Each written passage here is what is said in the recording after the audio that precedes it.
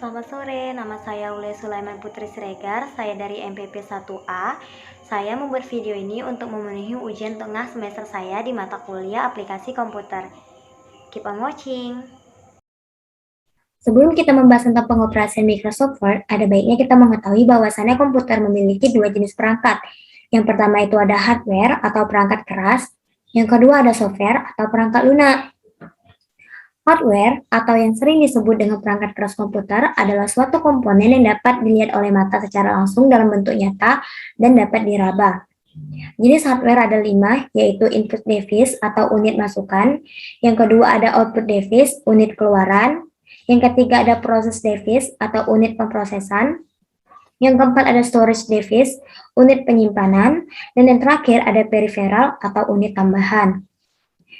Contoh hardware adalah keyboard, mouse, headphone, monitor, printer, prosesor, flash disk, dan modem. Kemudian kita masuk ke software, dapat diartikan sebagai beberapa program yang dibutuhkan oleh user untuk mendapat sebuah informasi atau beberapa aplikasi yang dibutuhkan.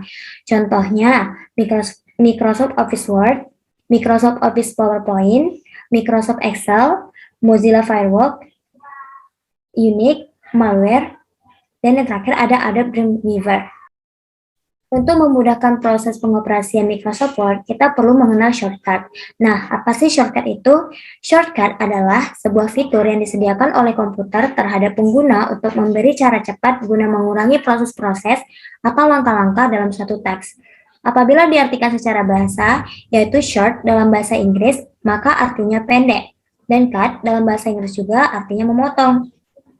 Di sini saya memberikan beberapa contoh shortcut yang dapat kita gunakan dalam pengoperasian Microsoft Word. Yang pertama ada Ctrl A yang berguna untuk memilih semua konten atau teks. Kemudian ada Ctrl C, yaitu untuk menyalin item yang diseleksi ke clipboard. Kemudian ada Ctrl X yang berfungsi untuk potong item yang diseleksi ke clipboard. Kemudian ada Ctrl V, tempel konten dari clipboard. Kemudian ada Ctrl P, untuk pintasan print. Kemudian ada Ctrl S, menyimpan dokumen, Ctrl B, teks cetak tebal, Ctrl I, teks cetak miring, dan Ctrl U untuk teks cetak garis bawah. Nah, selanjutnya kita masuk ke bagian pengoperasian Microsoft Word. Di sini saya akan membuat karya ilmiah sederhana. Langkah pertama yang harus kita lakukan adalah membuka new document atau blank document. Setelah dibuka seperti ini, kita ke bagian page layout. Kita cek di bagian marginnya. Klik normal. Orientationnya portrait. Size-nya A4. Columns-nya 1. Nah, kita beralih ke insert. Di insert kita klik di bagian header. Nah, header itu fungsinya untuk apa? Header itu untuk menamai dokumen yang kita buat. Di sini saya pilih filenya dengan style integral. Seperti ini. Kita ganti nama dokumen title-nya menjadi komputer.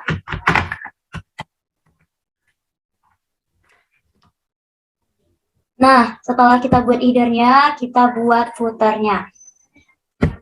Footer-nya ini untuk memberikan halaman pada dokumen yang kita buat. Sama seperti sebelumnya, saya akan memilih style integral. Ini. Nah, author name-nya akan saya ganti menjadi komputer saja.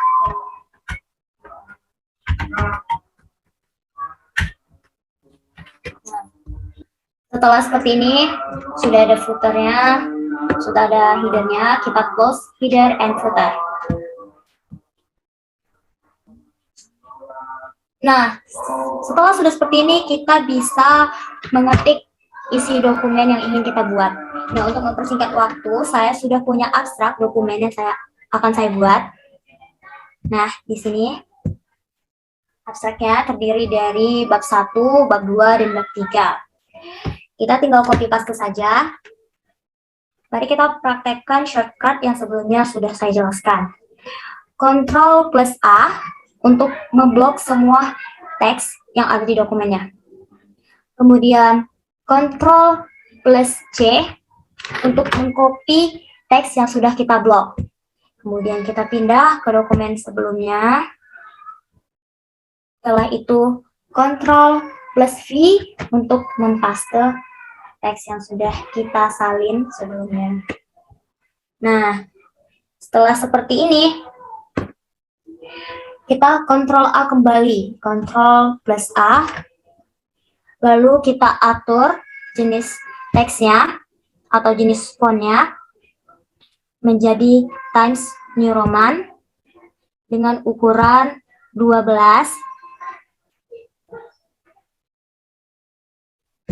Kemudian kita buat rata kanan dan rata kiri. Seperti ini. Nah, di sini saya ingin menambahkan gambar.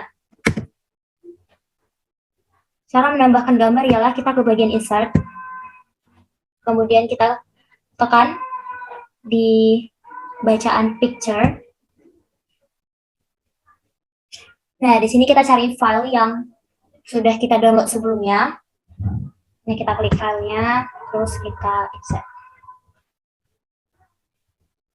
Nah, setelah seperti ini, kita bisa atur ukuran gambar sesuai dengan keinginan kita. Sebenarnya gambarnya tidak harus di-download terlebih dahulu ya, teman-teman. Kita bisa membukanya langsung dari browser, kemudian kita copy image, lalu kita kembali ke dokumen yang kita buat sebelumnya. Setelah itu kita paste image. Setelah itu kita blok sebagian dari teksnya. Di sini saya akan memblok di bagian bab utama dan bagian subbabnya. Kita ke bab utama seperti ini dulu. Nah, setelah diblok seperti ini, kita klik di bagian home yang dibacaannya heading. Seperti ini. Nah, setelah itu kita cari subbabnya. Ini sudah kita temukan subbabnya I.1, alat hitung tradisional dan kalkulator mekanik. Kita blok kembali, lalu kita tekan heading lagi. Lalu kita cari subbab lainnya.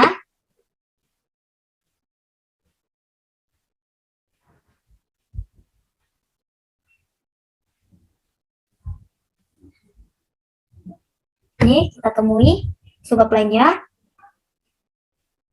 II.2, kita blok, lalu kita tekan heading kembali. Jangan lupa untuk merapikan dokumen yang telah kita buat. Nah, ini kan belum rapi. Kita buat di page atau halaman baru saja. Klik enter seperti ini.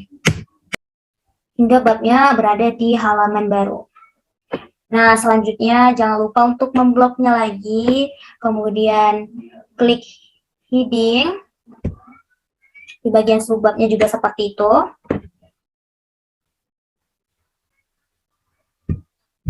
Lakukan kegiatan ini berulang hingga ke bab terakhir. Nah, di sini kan saya punya hingga bab 3, jadi saya akan melakukannya sampai bab 3 dan subbab bab 3-nya juga. Nah, di sini saya sudah sampai di bab terakhir yang saya punya. Saya sudah membloknya dan mengganti format menjadi heading. Kemudian kita kembali ke halaman pertama. Nah, di halaman pertama ini, kita ke bagian insert. Kemudian kita klik di bagian cover page. Nah, di sini tuh berfungsi untuk membuat covernya. Saya di sini ingin membuat yang simple saja. Saya akan pilih yang tema banded. Seperti ini ya. Ini judul dokumen yang kita buat. Kita juga bisa mengganti stylenya, dari mulai style fontnya atau tampilannya. Di sini saya akan mengganti tampilannya. Kita ke bagian insert, kemudian klik table.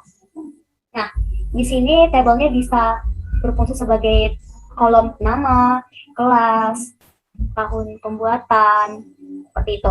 Di sini yang saya butuhkan hanya 1x3 tabel saja. Nah, seperti ini. Kemudian saya memperkecil tabelnya. Nah, seperti ini saja. Selanjutnya, saya akan menuliskan nama saya.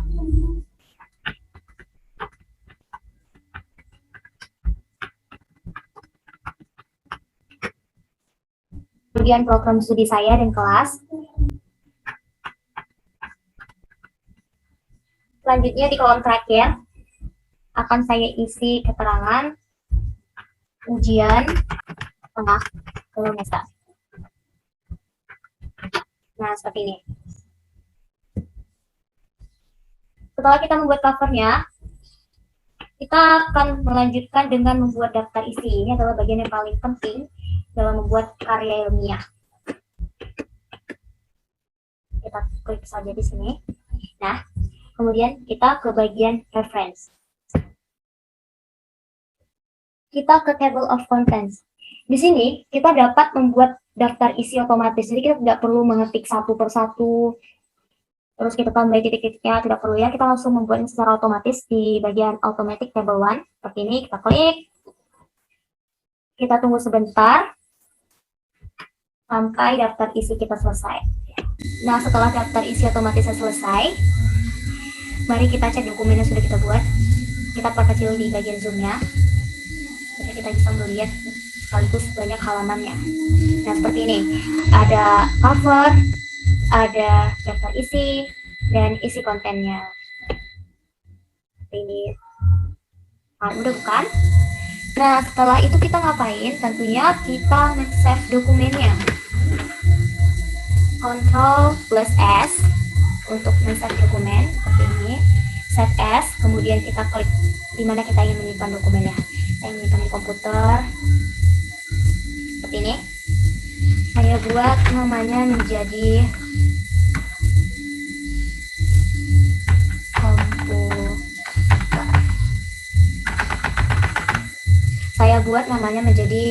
komputer.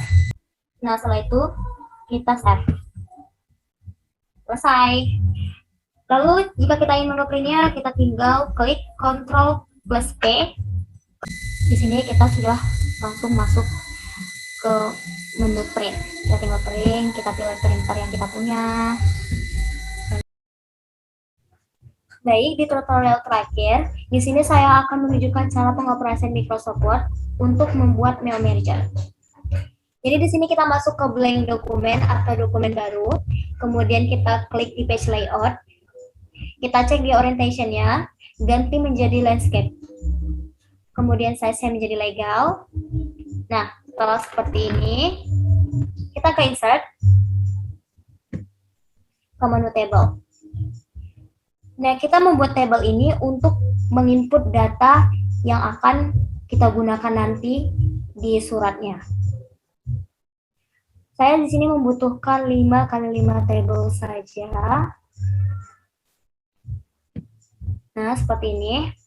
Kemudian saya ingin mengganti stylenya. Ini option ya, jadi kita tidak harus mengganti stylenya. Polosan saja juga bisa. Nah, setelah seperti ini, saya ingin mengatur kolom size jenis datanya. Nah, setelah selesai diatur seperti ini, kita masukkan jenis datanya. Di sini saya akan memasukkan nomor. Kemudian di sebelahnya ada nama. Dilanjutkan dengan posisi. Kemudian ada alamat. Dan sesi yang terakhir. Nah, setelah dibuat seperti ini, masukkan data yang sudah kita miliki. Di nomor 1, dengan nama Rahmat Purnomo. Kita isi juga posisinya.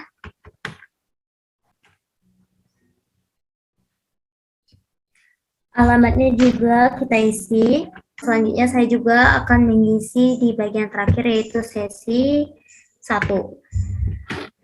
Nah, isi hingga data selesai. Di sini saya hanya mempunyai 4 data saja sebagai contoh. Saya akan mengisinya dan akan kembali. Setelah selesai menginput semua datanya, kita save filenya. Simpan di tempat yang Anda inginkan.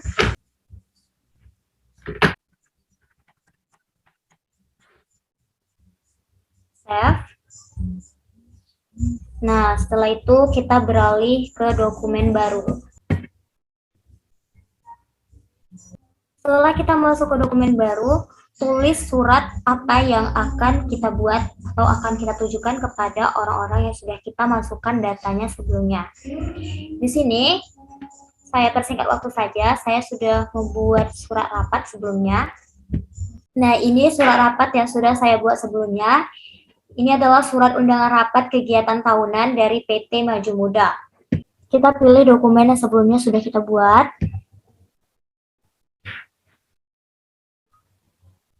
Nah, jika bagian edit recipient list-nya sudah berwarna, itu artinya filenya sudah masuk. Selanjutnya, kita beralih ke insert merge file. Di bagian nomor kita sesuaikan dengan mengklik nomor, kemudian kepadanya kita isi dengan nama. Selanjutnya ada posisi, kita isi sebagai posisi. Selanjutnya ada alamat, dan yang terakhir ada sesi. Untuk mengetahui hasilnya, kita bisa tekan di bagian prepare result. Di sini kita sudah bisa melihat data-datanya sudah berubah dari mulai namanya, posisi, alamat, dan sesinya sudah data per data. Filenya bisa disimpan terlebih dahulu atau dicetak langsung. Sekian dari video ini, semoga dapat menuntaskan ujian tengah semester saya. Selamat sore, dan terima kasih.